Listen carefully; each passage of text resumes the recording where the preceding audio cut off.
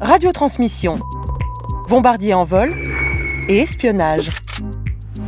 Nour Inayat Khan.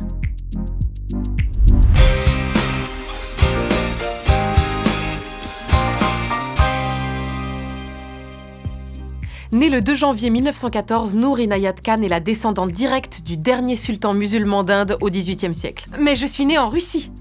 En effet, Raspoutine a fait venir son père au Kremlin pour donner des conseils spirituels sur l'amour et la paix au tsar Nicolas II.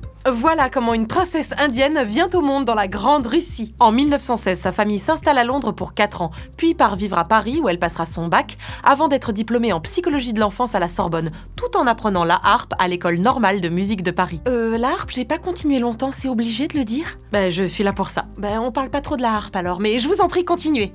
Elle est ensuite engagée par Radio Paris pour écrire des histoires pour enfants jusqu'à ce que la guerre éclate en 1939. Et là, je décide de devenir infirmière. En novembre 1940, Nour retourne en Angleterre et s'engage dans la Women's Auxiliary Air Force, la WAAF. Mais peu de temps après, je pars à Édimbourg pour suivre un cours intensif d'opérateur radio.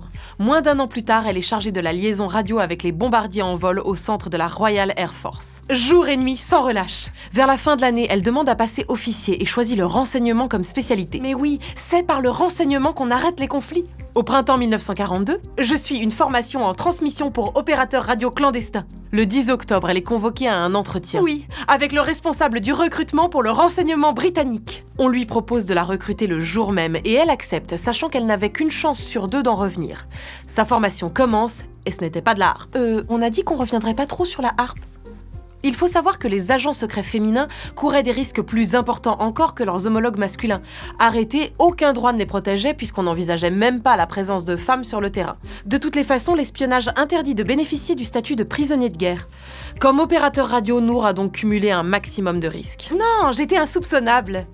Le 16 juin 1943, elle arrive à Paris à la tombée de la nuit, en tant qu'agent secrète britannique avec un nom de code qui claque. Madeleine. 2 mois plus tard, elle est la dernière opérateur radio de sa section, encore libre de ses mouvements. Tous les autres se sont fait prendre par les nazis. Mais en octobre, dénoncée par la sœur d'un pote contre un petit pactole, les Allemands la chopent un soir où elle rentrait tranquillement chez elle. Pourtant, j'étais insoupçonnable. Au premier jour de sa détention au QG de la Gestapo, elle profite des commodités pour s'échapper par la fenêtre. Mais elle se fait rattraper dans la foulée. Fallait essayer. 1 mois plus tard, elle tente de nouveau de se faire la malle, sans succès. Fallait réessayer.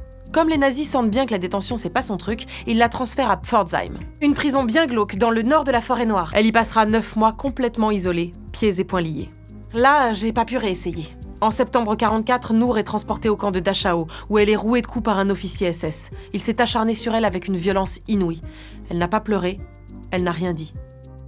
Quand il a été à bout de souffle, la jeune femme n'était plus qu'un tas de chair ensanglantée. Mais avant qu'il ne lui tire une balle dans la nuque, son dernier mot fut « Liberté ». Elle n'avait que 30 ans. On parle de moi dans les livres d'histoire ? Pas que je sache.